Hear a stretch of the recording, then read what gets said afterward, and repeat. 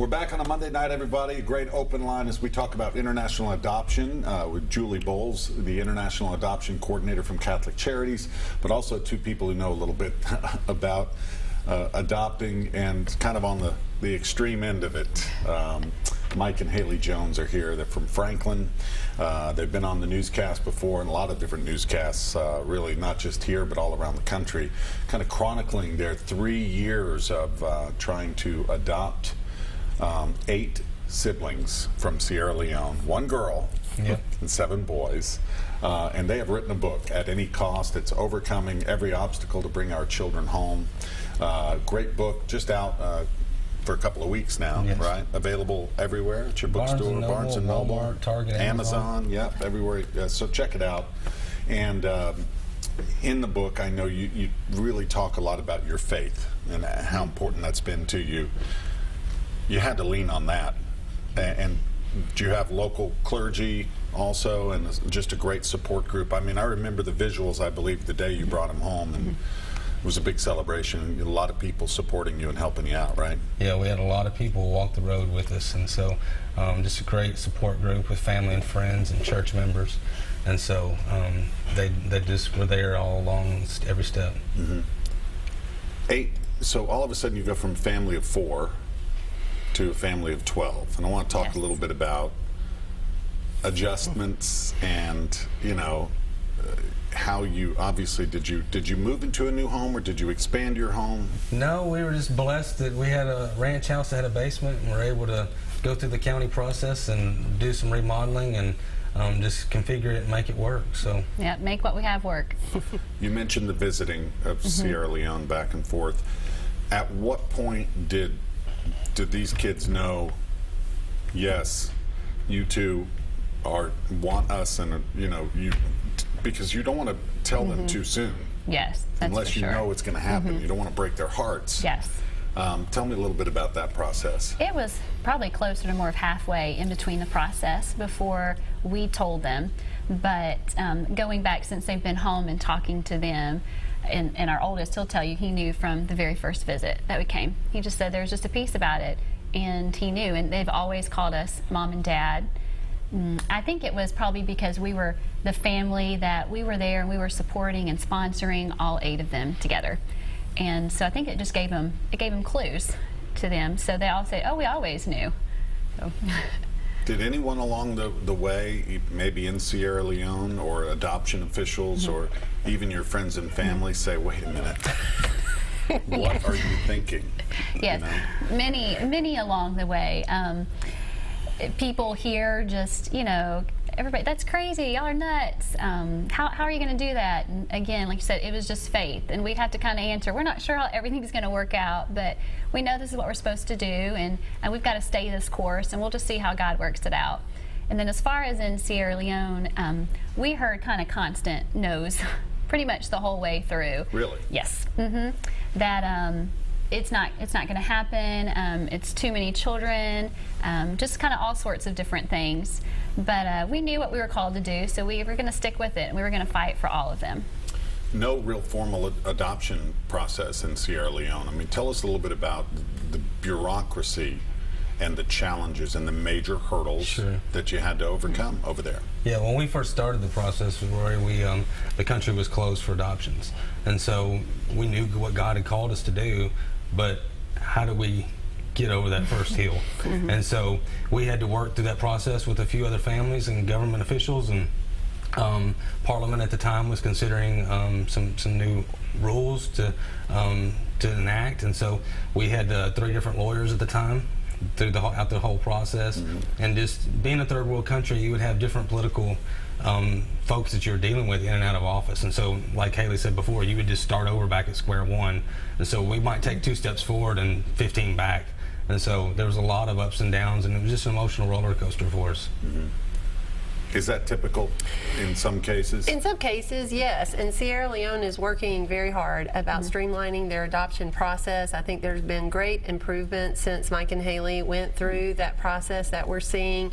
It's a wonderful way that we're working with the country today. There's still hurdles that we overcome, but many of those hurdles are in place to ensure that the adoptions that are being done are ethical and good, solid adoptions. Right.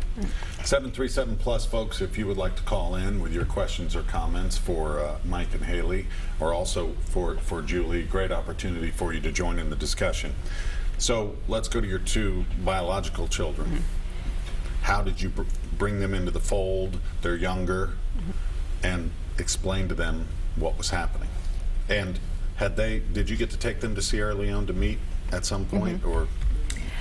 Tucker, well, he was about 1 year old when we started the process, Right. so he doesn't even remember life without them. Right. To him, he thinks, well, they're always there. They've always been my brothers and my sister. Tyler, you know, he had just started kindergarten when we started.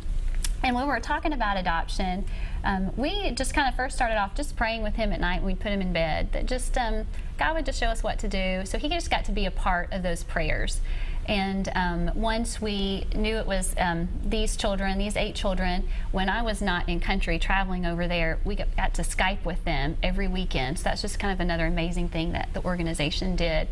So we'd Skype with them every Saturday. So Tyler and Tucker got to see them there. And then I would send letters to them with pictures each week. And so Tyler would help me get the letters together and pictures of his school and just different things that we did just to try to get them in as much as possible.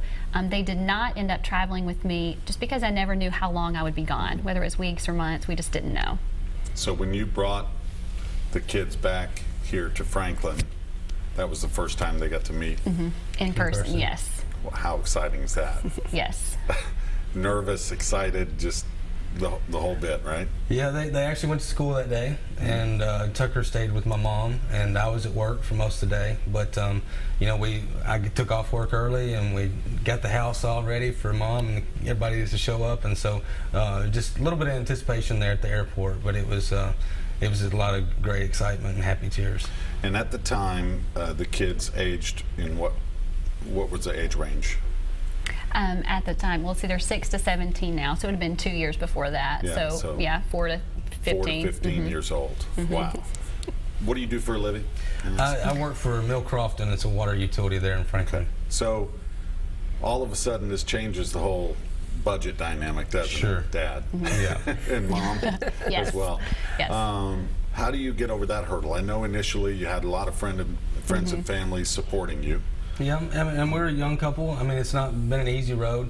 We spent most of our savings on the adoption process, and we just, like we said, we had a great support group of friends and family and church members. But we've learned through this process the difference between wants and needs, and God has just given us everything we needed all along. Right. And so, you know, whether Haley's in the grocery store with 2 of the kids, we don't even have the whole gang with us. Somebody might walk up to her and say, "I don't know why I'm supposed to give you this, but here's a gift card." And so that's been confirmation for us that we're doing what we're supposed to do. Shoestring budget, you learn it fast. Yes. So Yes. Sam's Club, Costco. Yes. All there. Yes. Walmart, Aldi's, Walmart, yeah. Aldi's, yeah. They like rice, which is good. A lot of rice and meals, things like that, yeah. All right, we want to talk a little bit about, and also with you, Julie, about once you do bring a child from another country, obviously there's all sorts of cultural issues. Was there a language barrier? There was. English was their third language. Third language. What was their first? And Shabro. It's spoken but not written language. In their village. In their village. Okay. And second language? Was Creole. They learned that when they were in the orphan care center. Fascinating. Yes. How have they done with, you know, learning English and then, of course, assimilating to an entirely different educational system? And, Sure. Well, we worked, the older ones, the older 2 boys are still homeschooled, but we're working on trying to get them into the school with the rest of the kids. But we started off with just 4 of them at homeschool and worked the others into the Williamson County education system. And right now they've just started at Grace Christian Academy over there in Leapers Fork. But you know, kids are just so resilient. They've come a long way in the last 2 years, educational wise. Right, and great support with, you know, great schools and, and for whatnot sure. down there. That helps. Yes. Yeah. Are you surprised at how people have come through to help you? Oh yes, very much so. It is. It's just been amazing to watch, and just a blessing. Just to all the support that people give you, whether it's education-wise or just kind of just being there for support for the kids and making sure the kids are, having friends and just kind of adjusting well. So it's been great. And making sure you two still get some quiet time. Yes. From yes, time sometimes. to time. Yes. Yeah. It's rare, but we do. It's rare, but you try. Yes. Yes. So talk a little bit, Julie, about that once the process is complete and now it's like, okay, Yeah. now what? Sure. Right? So we actually start that before families bring their children home, and we provide adoptive parent education. And in that education, we're talking about the attachment and bonding process, and we're talking about the losses that kids have gone through before they come to an adoptive family. And then we're talking about helping them to acclimate to being an American, as well as continuing to celebrate their culture of origin. I'm glad you brought that up, because I was going to ask you how important, I'm sure that's got to be, important later in life. They're curious, and they should know a little something about their specific biological family tree and their culture, right?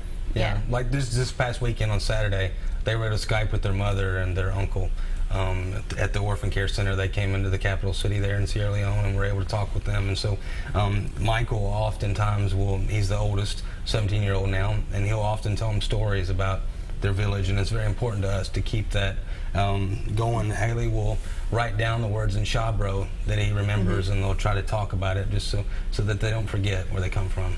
That's amazing. Really great. All right, we're going to take another break, everybody. 737+ if you would like to call in.